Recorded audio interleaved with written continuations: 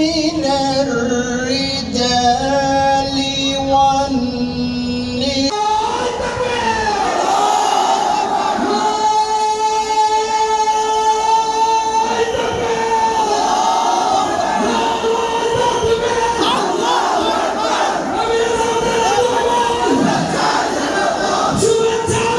হাতে ছিল হ্যান্ডকাপ, পায়ে ছিল বেড়ি। এদেশের 18 কোটি মানুষ ছিল মজলুম। এমনকি রাস্তায় যে ভাই কিংবা যে ভন্ডি ভিক্ষা করতেন তিনিও ছিলেন মজলুম। কারণ ভিক্ষুকদেরকে চাঁদা দিতে হতো ওই সমস্ত গুন্ডাদের কাছে। চাঁদা না দিয়ে তারা ভিক্ষা করতে পারতেন না। সারাদিন ভিক্ষা করে 2, 5, 10 টাকা জমিয়ে যখন নিজের জন্য পরিবারের জন্য খাবার কিনতে যেতেন তখন 30 টাকার পেঁয়াজ তাদেরকে 300 টাকায় কিনতে হতো। এভাবে প্রত্যেকটি মানুষ ছিল জুলুমের শিকার। কোনো ঘরে কোনো শান্তির সামান্য লেশ মাত্র ছিল না। বাবা বেটা একসাথে বসে দুপুরের খাবার গ্রহণ করছে, তুলে নিয়ে ঘরে নিয়ে বলা হয়েছে রাষ্ট্রের বিরুদ্ধে তারা ষড়যন্ত্র করছে। কেউ কারো বিরুদ্ধে সামান্য একটু কথা বলেছে, মনের দুঃখ প্রকাশ করেছে, ডিজিটাল আইনে তাদেরকে ধরে নিয়ে নির্যাতন করা হয়েছে। বিদেশের মাটিতে পড়ে একজন সাংবাদিক হয়তো এই সমস্ত স্বৈরতন্ত্র এবং অনাচারের বিরুদ্ধে কথা বলেছেন, তার তরতাজা বোনটাকে ধরে নিয়ে রিমান্ডে নিয়ে টানা হেঁচড়া করা হয়েছে। মাসের পর মাস তাকে জেলে রাখা হয়েছে। কোন মানুষ তার মনের কথাটা সামান্য একটু ফেসবুকে প্রকাশ করেছেন, অমনি সাথে সাথে আজরাইল রূপী বিবি তার ঘরে চলে গিয়েছে। সম্মানিত বন্ধুগণ, এই 17.5 বছর বাংলাদেশের জনগণের জীবনে ছিল দুঃসহ কালো রাত। আপনারা বলবেন 17.5 বছর কিভাবে মিলে? আওয়ামী লীগ তো 15.5 বছর ক্ষমতায় ছিল। আসলে তারা 17.5 বছরের ছিল। তারা 2006 সালের 28 অক্টোবর আওয়ামী লীগের নেত্রী শেখ হাসিনার সারা দেশে লগি বলিটা তাণ্ডব চালিয়ে শখানেক মানুষকে তারা হত্যা করেছে। ফ্যাসিজমের সূত্রপাত ওখানেই হয়েছিল। স্বৈরতন্ত্রের পদধ্বনি ওখান থেকেই এসেছিল। তারপরে আপনারা দেখেছেন 2009 সালের 10 জানুয়ারি ক্ষমতায় আসার পরে তারা রাষ্ট্রের গর্বিত প্রতিষ্ঠান সেনাবাহিনীর কোমরে আঘাত দিয়েছে। পিলখানায় বিডিআর সদর দপ্তরে 54 জন চৌকস দেশপ্রেমিক সামরিক অফিসারকে হত্যা করেছে। পরিবারের মহিলা সদস্যকে নির্যাতিত লাঞ্ছিত করেছে। তারপরে তাদেরকে হত্যা করে ড্রেনে ভাসিয়ে দিয়েছে। সেই হত্যাকাণ্ডের বিচার আজও হয়নি। অথচ বলি হয় সেনাবাহিনীর কবর ভেঙে দেওয়া হয়েছিল। সেনাবাহিনীকে তাদের দায়িত্ব পালন করতে দেওয়া হয়নি। একই সাথে গর্বের আরেকটা বাহিনী সীমান্তের অতন্ত্র প্রহরী বিডিআরকে ধ্বংস করা হয়েছে। 15,000 সদস্যের চাকরি কেড়ে নেওয়া হয়েছে। কুচক্রকারীদের চক্রান্তে বলি দিতে হয়েছে এই সমস্ত মানুষগুলোকে। ঘরে ঘরে হাঁকা। আমি অনেক যুবককে জেলে পেয়েছি। বিয়ে করে 6 মাসের মাথায় গ্রেফতার হয়ে গিয়েছে। তার ওয়াইফ 1 বছর, 2 বছর, 3 বছর অপেক্ষা করেছে। জেলের ভিতর থেকে এই লোকটা বলে দিয়েছে, তুমি আর আমার জন্য অপেক্ষা করো না, তুমি মুক্ত, তুমি চলে যাও, তোমার একটা জীবন আছে। আমি কোনদিন মুক্তি পাবো আমি জানি না।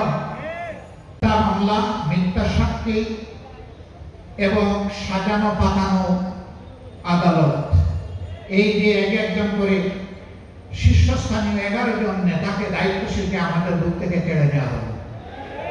গোলাম আজম রাহিমাহুল্লাহ থেকে শুরু করে জনাব মীর কাসেম আলী পর্যন্ত তাদেরকে আমাদের বুক থেকে নিয়ে নেওয়া হবে। আমরা আল্লাহ শুকরিয়া দেই। আমরা চিন্তিত নই, আমরা দুঃখিত নই। হে আল্লাহ, তোমার কাছে আমরা সাক্ষ্য দিচ্ছি, তোমার যে গোলামগুলা এই সংগঠনের সবচেয়ে উন্নত আখলাক, চরিত্রের, ইমানের, ইলমের আলোয় আলোকিত ছিল, তুমি তাদেরকে সত্যের জন্য কবুল করেছো। আলহামদুলিল্লাহ রাব্বিল আলামিন। তোমার দরবারে শুধু বিনতি, তাদেরকে মুহাক্কিক শহীদ হিসাবে কবুল।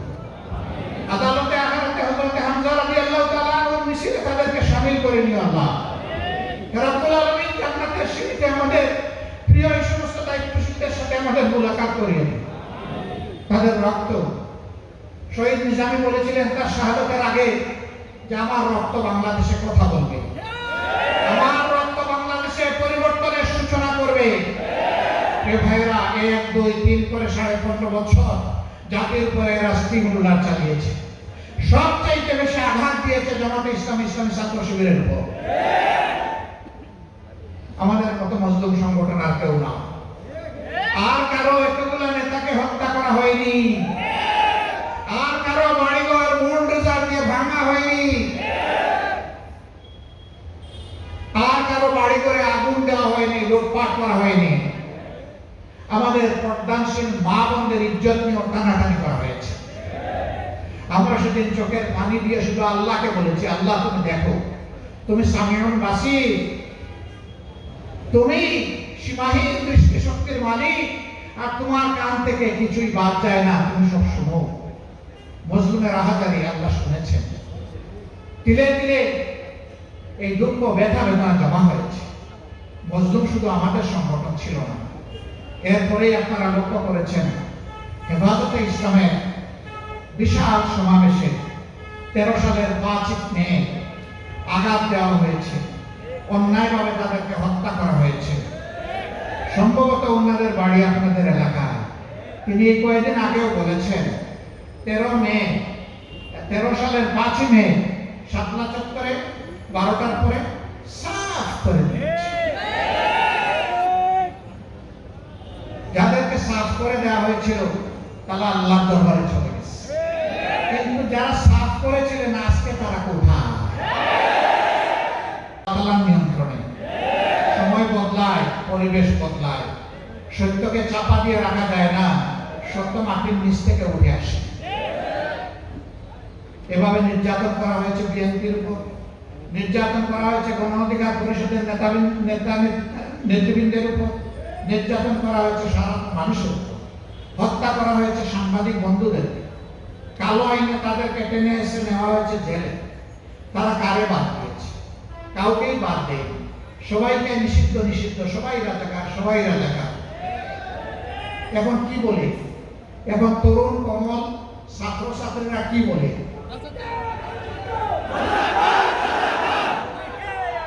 শেখ